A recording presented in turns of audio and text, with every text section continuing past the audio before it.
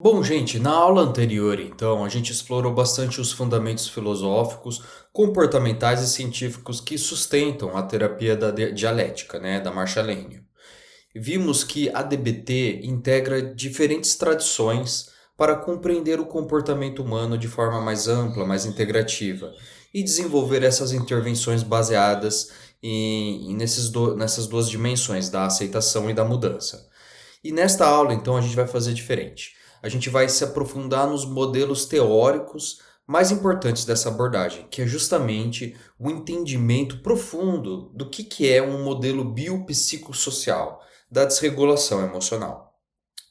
E aqui a ideia é entender que a proposta da Marshallinian neste modelo é justamente explicar as dificuldades persistentes da desregulação emocional e entender que elas não surgem necessariamente de uma biologia, exclusivamente disso, né? Mas sim também da interação contínua entre as predisposições biológicas e as condições ambientais de validação e de ensinamento de estratégias eficazes para regular essas emoções, tá bom? Então, essa perspectiva justamente representa uma mudança significativa na psicologia clínica, na atuação clínica, em substituir intervenções moralizantes por uma compreensão científica, uma compreensão contextualizada e compassiva ao sofrimento humano. Bom, gente, o primeiro componente deste modelo é justamente a vulnerabilidade biológica. Mas, André, o que é isso? Algumas pessoas apresentam, desde cedo, maior sensibilidade emocional, respondendo de maneira mais intensa a estímulos afetivos. Isso vai sendo ativado rapidamente diante de situações estressantes e que às vezes acabam demorando mais para recuperar aquele equilíbrio emocional, né? Uma certa homeostase neurofisiológica. E essa característica está justamente relacionada a, por exemplo, fatores genéticos, fatores neurobiológicos, fatores do desenvolvimento e não representam necessariamente uma escolha, um sinal de fraqueza, né? Na prática, isso significa que experiências consideradas pequenas para a maioria das pessoas, às vezes, para outras, podem ser algo muito intenso para indivíduos com esses determinados quadros que a gente está falando. Então, compreender justamente essa condição da vulnerabilidade permite a gente reconhecer qual é a intensidade das emoções de determinado organismo. E isso constitui justamente o fator importante para a gente entender como que deve ser desenvolvida essas habilidades da regulação emocional. E aí agora a gente vai para um outro fator importante do ambiente invalidante. Então, ainda que a gente entenda que a vulnerabilidade biológica isoladamente não explica o desenvolvimento da regulação emocional, a gente tem esse novo elemento que é justamente essa condição do ambiente em que essa vulnerabilidade está contextualizada, né? É, é entendendo esse contexto em que a gente consegue compreender se essas experiências emocionais, se elas foram ignoradas, se elas foram criticadas, se elas foram minimizadas, se elas foram interpretadas como inadequadas. Então, essa invalidação do ambiente pode ocorrer por negligência emocional, por exemplo, punições, contextos moralizantes religiosos, críticas constantes, expectativas irrealistas do sujeito, né, dos pais sobre o sujeito, e até mesmo ambientes afetivos que vão desencorajando cada vez mais a expressão de determinadas emoções. Então, ao longo do desenvolvimento, a pessoa ela passa a desconfiar das suas próprias experiências internas e ela então ela começa a aprender a buscar referências externas para interpretar aquilo que ela está sentindo, né? E isso vai dificultando cada vez mais as construções de estratégias eficazes, consistentes de regulação emocional e que aumenta a capacidade de sair, né, do desequilíbrio, né?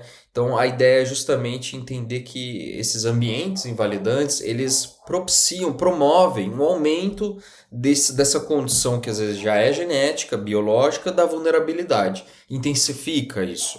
E quando a vulnerabilidade biológica e do ambiente também invalidante interagem de maneira contínua, forma-se então esse ciclo, né, de desregulação emocional que tende a se manter ao longo do tempo. Então, emoções intensas favorecem comportamentos impulsivos, como explosões de raiva, esquiva, uso de substâncias, automutilação, muito frequentemente visto em pessoas com quadros de borderline, tá bom? Então, esse alívio por meio dessas substâncias, por meio desses mecanismos, né, conhecidos, acaba propiciando, né, a maior probabilidade de vulnerabilidade do futuro. Então, paralelamente a isso, cada vez mais surgem respostas negativas do ambiente e vão intensificando ainda mais sentimentos de rejeição, intensifica ainda mais a inadequação, a incompreensão, e isso vai fortalecendo esse ciclo, que vem já de uma vulnerabilidade, propiciando um aumento, né, um fomento por meio do ambiente invalidante, e isso cria condições comportamentais de alívio e vai aumentando cada vez mais esse quadro. Então, a proposta da DBT é justamente interromper esse processo por meio de um ensino sistemático de habilidades que vão ampliando a consciência emocional do sujeito, né? E isso vai favorecendo também a regulação das emoções. E ajuda também o indivíduo que está nesse quadro ter respostas mais adaptativas, mais compreensivas, mais sábias sobre o que é o melhor caminho naquele momento. Então, gente, para a gente conseguir compreender o modelo biopsicossocial, modelo biosocial, a gente precisa entender de maneira profunda a interpretação das pessoas na sua condição da desregulação emocional. Qual é a natureza dessa desregulação, os principais elementos que estão inseridos nela. Então, em vez de ficar atribuindo aos comportamentos de manipulação, falta de esforço, né, características, né, imutáveis da personalidade, a gente passa então a ter essa capacidade de reconhecimento de como que o resultado das interações entre as predisposições biológicas e as experiências ambientais, elas se constituem ao longo do desenvolvimento. Então é justamente essa compreensão que vai favorecendo para essa postura clínica baseada na DBT, que tem como princípio a validação, tem como princípio a compaixão e a análise funcional do comportamento. Então sem a gente se perder, né, em vista dessa responsabilidade do sujeito, a gente também assume essa postura clínica fundamental. Então, agora nas nossas próximas aulas, a gente justamente vai ver como a filosofia da dialética organiza toda essa compreensão clínica, né? E como a integração da aceitação e da mudança torna-se um dos principais princípios, né? Dos fundamentos que orientam as intervenções baseadas na DBT.